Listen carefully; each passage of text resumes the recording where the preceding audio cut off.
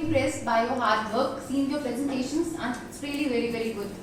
तो आज हम यहाँ पे हैं एक बहुत ही lethal and fatal disease जिसको हम ट्यूबरकुलोसिस या टीबी के नाम से जानते हैं।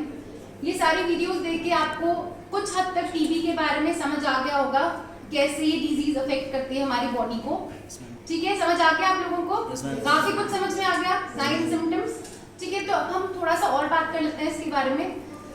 तो टीबी जो है, it is the second most infectious killer in the whole world, not only in India but in the whole world. ठीक है, second most infectious killer. Last year 2020 में देखा गया कि 1.5 million people died of this disease. ठीक है, and जितनी भी कंट्रीज हैं पूरे वर्ल्ड में, India is the leading country having maximum number of cases. ठीक है, ये जो डिजीज है ये बहुत ही खतरनाक है क्योंकि इससे डेथ भी हो सकती है पेशेंट की। Although it is preventable and curable, but because patients generally don't go to the doctors because of the stigma associated with this disease. क्योंकि अभी भी हमारी जो रूरल पॉपुलेशन है, ठीक है, वो इस डिजीज को के जो साइन सिम्टम्स बताने से शर्माती हैं, वो जाना नहीं चाहती डॉक्टर के पास। उनको लगता है कि हमें अलग कर दिया जाएगा बाकी सोसाइटी वालों से। ठीक है, तो इस डिजीज के साथ बहुत बड़ा स्टिग्मा अटैच्ड है। तो generally people don't want to go to the hospitals और the centres, primary health centres. ठीक है, उनको पता होगा कि उनके शरीर में कुछ गड़बड़ चल रही है, बट वो जाना ही नहीं चाहते। तो सबसे बड़ा हर्डल टीबी के लिए यही है, people shy away from their symptoms, they don't want to go to the clinics। ठीक है, तो हमें और ज्यादा अवेयरनेस बढ़ानी है despite of the advances made in medicine. ठीक है, हमारी कंट्री में बहुत एडवांस हो चुकी है मेडिसिन, ट्रीटमेंट भी बहुत अच्छा है, बट जब लोग ही नहीं आना चाहेंगे तो कैसे ट्रीट करेंगे डिजीज को। ठीक है, पेशेंट दवाई ही नहीं खाएगा तो कैसे ठीक होगा। तो इसीलिए हमें अवेयरनेस और ज्यादा बढ़ानी है ताकि रूरल पॉपुलेशन तक हमारी आवाज पहुंचे। ठीक है, तो ये चीज बहुत ज्यादा इंपॉर्टेंट है। और बात की जाए 24 मार्च को हम क्यों सेलिब्रेट करते हैं वर्ल्ड टीबी डे, क्योंकि एक पर्सन था डॉक्टर रॉबर्ट कोच, उन्होंने डिस्कवर किया था bacteria Mycobacterium tuberculosis the positive agent of this particular infection. ठीक है, तभी 24 मार्च को हम इस डे को सेलिब्रेट करते हैं। अब जब भी हम बात करते हैं इस डिजीज के बारे में, कोई भी डिजीज हमने पढ़नी हो, जैसे हम लोग अपने स्टूडेंट्स को पढ़ाते हैं, तो हम हमेशा 4-5 स्टेप्स में इस डिजीज को पढ़ाते हैं। ठीक है, फर्स्ट हो जाता है व्हाट इज द कॉज, कैसे होता है। दूसरा आ जाता है इसके साइन सिम्टम्स। ठीक है, पेशेंट को अगर डिजीज होगी तो वो कैसे प्रेजेंट करेगा, डॉक्टर के पास क्या कंप्लेन लेके जाएगा। तीसरा हो जाएगा डायग्नोस्टिक टेक्निक्स, कैसे डायग्नोज किया जाए इन्फेक्शन। ठीक है, last is the treatment. Diagnose भी हो चुका है, अब ट्रीट कैसे किया जाए। तो हम जो भी डिजीज पढ़ते हैं, आज हम टीबी के बारे में पढ़ रहे हैं, तो टीबी को पढ़ेंगे इन 4-5 स्टेप्स में। ठीक है, क्लियर है? ठीक है, अब एक और बात आपको बता दूं, our legendary actor mister Amitabh Bachchan, he had also suffered from TB in the year 2000। ठीक है, तो उन्होंने खुल के बताया इसके बारे में, उन्होंने छुपाया नहीं, उन्होंने पूरी दुनिया को बताया कि मुझे ये बीमारी हुई थी 2000 में और उन्होंने ट्रीटमेंट ली and he is now perfect. ठीक है, तो दवाई खाने से बिल्कुल बंदा ठीक हो जाता है, ये इसकी अच्छी चीज है। एक और चीज मैं बताना चाहूंगी, एक टर्म होता है मल्टी ड्रग रेजिस्टेंट टीबी। ठीक है, वो जो बीमारी है वो ज्यादा सीवियर है देन टीबी, क्योंकि इसमें जो मेन पोटेंट ड्रग्स होते हैं टीबी के, उसको ही डिजीज रिस्पॉन्ड नहीं करता। और वो क्यों आ जाती है नौबत ऐसी, क्योंकि जो पेशेंट है वो आधे रास्ते में ही दवाई खाना बंद कर देगा। ठीक है, आधे रास्ते में जब आप दवाई खाना बंद कर दोगे तो बैक्टीरिया के जो स्ट्रेन है हमारे अंदर, ठीक है, वो उसको रिस्पॉन्ड नहीं करेगा। तो तभी बोलते हैं पेशेंट जब भी किसी डॉक्टर के पास जाए, हमारी ड्यूटी ये है पेशेंट को अच्छे से समझाना, दवाई कैसे लेनी है, कितनी देर तक लेनी है। अगर हम ही पेशेंट को नहीं समझाएंगे तो पेशेंट को समझ नहीं आएगा। हमें पेशेंट को मोटिवेट करना है कि यार ये दवाई आपने कम से कम 6 महीने से 12 महीने तक खानी है, you will be perfectly okay after it. ठीक है, ये नहीं 2 महीने खाई फिर छोड़ दी। ठीक है, तो इस डिजीज में सबसे इंपॉर्टेंट चीज यही है, compliance to the treatment. There should be good compliance to treatment. Compliance is कि patient should take the medicine regularly, हर दिन लेना है। कितने देर तक लेना है? 6 से 12 महीने तक लेना है। ठीक है, तो अब हम स्टार्ट करते हैं ये डिजीज कैसे होती है। उसमें छोटा सा गाना है, मेरी वैसे तो मैं बहुत बेसुरी आपको कोऑपरेट करना पड़ेगा, सुनना पड़ेगा, ठीक है। Tuberculosis, how do you get coughing, fever, fatigue and night sweats? Do you want to know how this disease spread? By coughing, sneezing and talking in the air, diagnosed by various tests, directly observe, short code therapy is the game, ठीक है। ये जो गाना मैंने गाया है ये पूरा समराइजेशन है इस डिजीज का, वो मैं अभी आपको समझाती हूँ, ठीक है।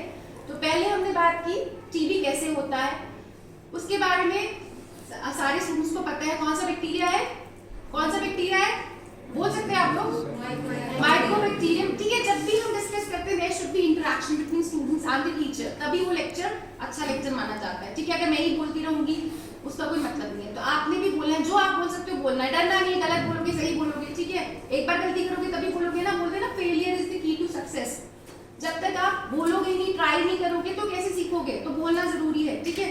तो पहली चीज क्या है, what is the positive organism, mycobacterium tuberculosis, ठीक है। अभी कैसे स्प्रेड करता है इसने भी बताया था, उस लड़की ने भी बताया था कैसे होता है, एयरबोर्न, ठीक है। इस जैसे कोविड, अब कोविड से तो आपको काफी नॉलेज मिल चुकी है, जैसे कोविड स्प्रेड करता है ये भी वैसे ही स्प्रेड करता है, ठीक है। कफ कर रहा है कोई बंदा, स्नीज कर रहा है, कोई बात कर रहा है, उससे ये डिजीज स्प्रेड होता है। तो कहाँ जाता है ये, लंग्स, ठीक है। अब एक बात जानने वाली है टाइप्स ऑफ टीबी।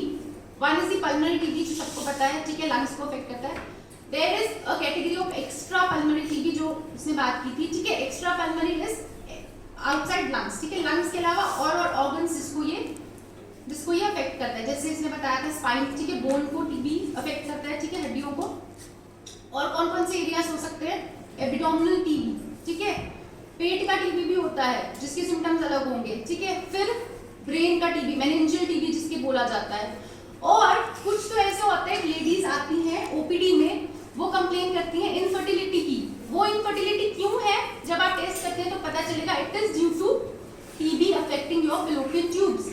उसके बच्चेदानी को ही टीबी ने अफेक्ट कर लिया है, तभी वो कंसीव नहीं कर सकती। तो इसीलिए टीबी बहुत खतरनाक बीमारी है जो सिर्फ लंग्स को अफेक्ट नहीं करती, पूरी बॉडी को ही धीरे धीरे खा जाती है। तो इससे बचना बहुत जरूरत है। तो पहली बात है पॉजिटिव, दूसरा हो गया टाइप्स, ठीक है, पल्मोनरी एंड एक्स्ट्रा पल्मोनरी, ठीक है। फिर एक और चीज आती है, जैसे बच्चों ने बात की थी लेटेंट इन्फेक्शन एंड डिजीज।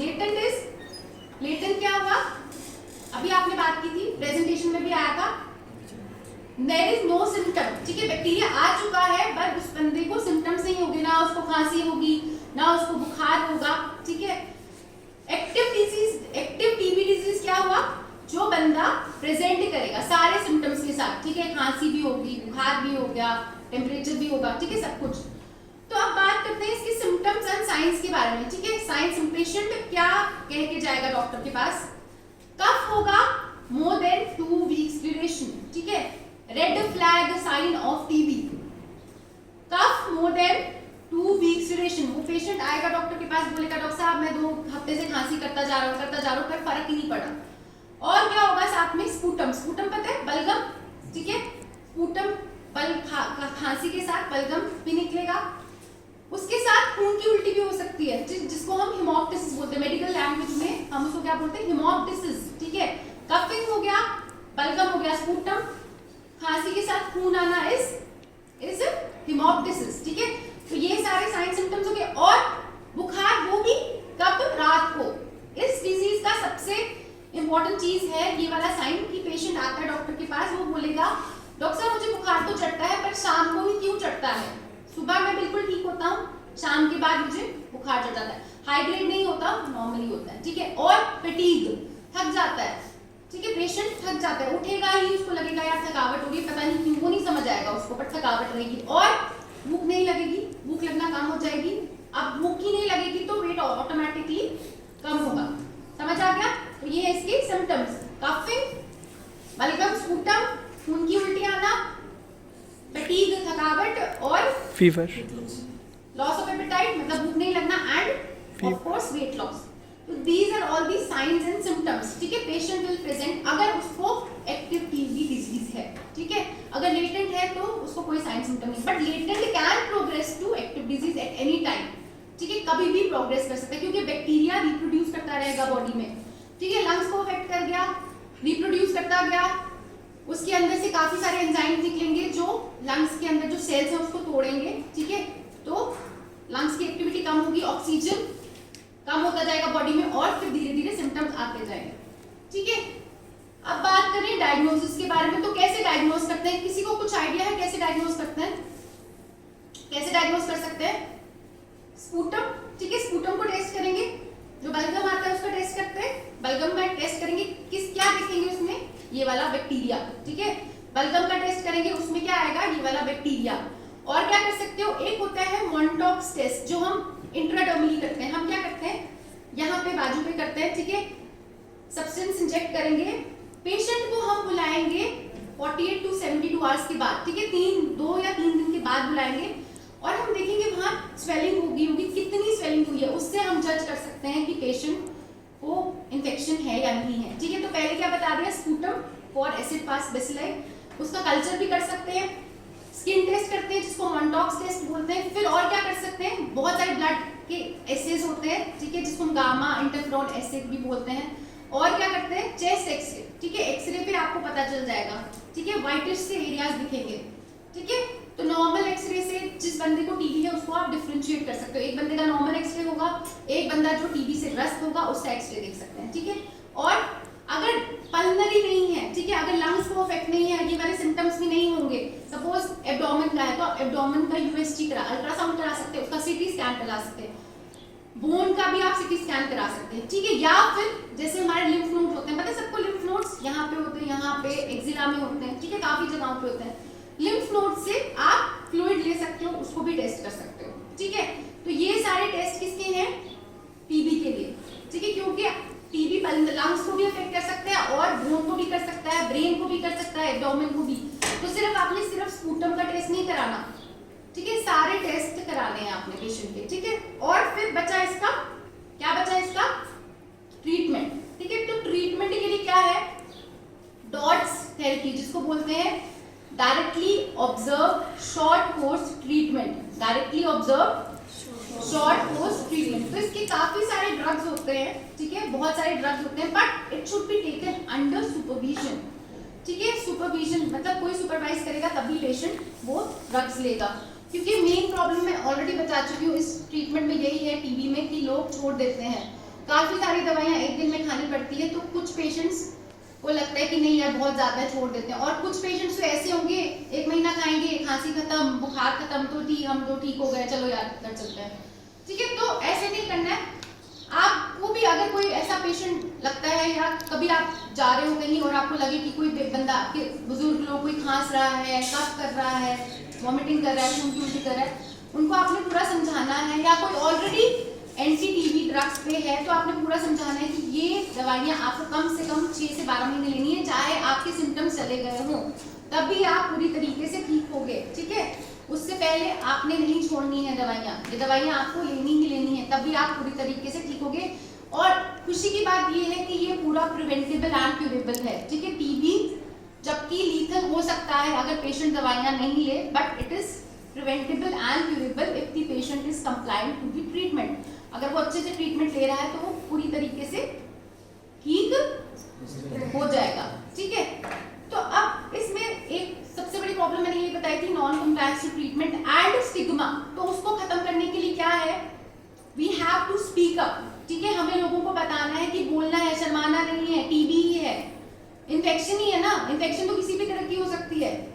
अब अगर किसी पेशेंट को कैंसर है तो वो छुपाएगा नहीं ना, वो जाएगा हॉस्पिटल, जाएगा, वो ट्रीटमेंट कराएगा। देखा नहीं कितने सेलिब्रिटीज मर गए कैंसर से, ऋषि कपूर, इरफान खान और भी काफी। ठीक है, तो छुपाना नहीं है, कोई भी सिम्टम हो, कफिंग का, खून की उल्टी आना, बुखार होना, शाम को फटीग होना, तो आपने सीधा डॉक्टर के पास जाना है, कंप्लेन अपनी बतानी है उनको। ठीक है, तो हमारा ये जो एपिडेमिक टीबी का है, हमारा जो गोल है to end the epidemic of TB by 2030, it is the goal of the world. ठीक है, ये गोल है हमारा कि 2030 तक हमने पूरा टीबी इरेडिकेट करना है। ठीक है, तो उसके लिए हमें पब्लिक अवेयरनेस को स्ट्रेंथन करना है। ठीक है, to make people aware more and more about TB, to strengthen more and more public awareness, to speak up, to fight the stigma of TB and to completely much. Thank you for such good audience.